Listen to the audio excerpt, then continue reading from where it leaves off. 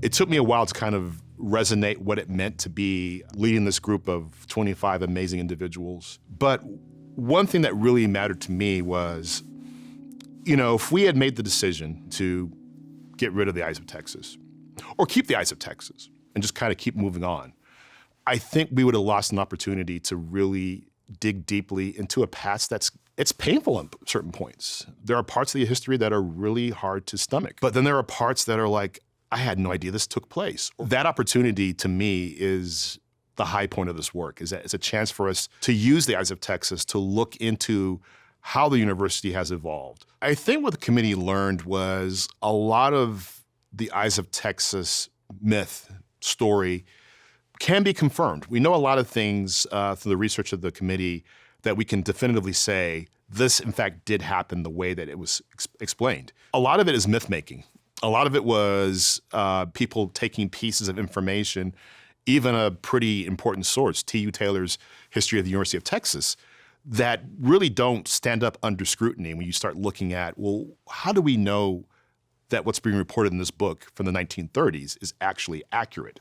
The thing that's really exciting is that this school song goes throughout the history of the University of Texas. It starts almost at the university's inception, and it goes to the present day. So you can tell a story about the University of Texas through the story of the song. It never sort of stayed static. Right? It evolved, it changed. When I think about the evolution of the song, one thing that comes to mind is sort of that period between 1903 and the minstrel show performance, and 1905 when President Prather dies, when the song was sort of a jest, a roast, if you like. In 1905, when John Lang Sinclair and Lewis Johnson are asked to sing the song at his funeral by Prather's daughter. Both of them kind of had this moment where they're like, oh my gosh, this is not the school joke we did at a minstrel show. This is a hymn. I think about the 1920s when SMU goes to West Point to play Army, and SMU's band plays the Eyes of Texas. Daily Texan,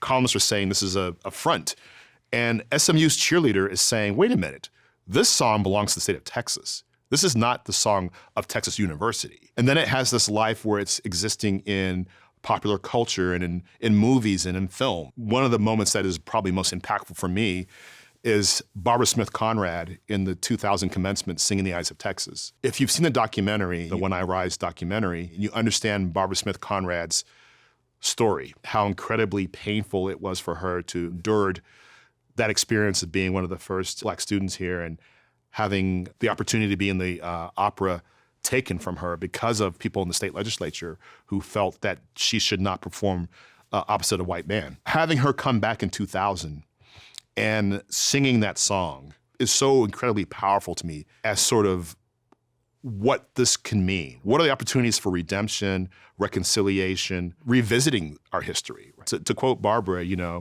this is my state, right? This is mine as well.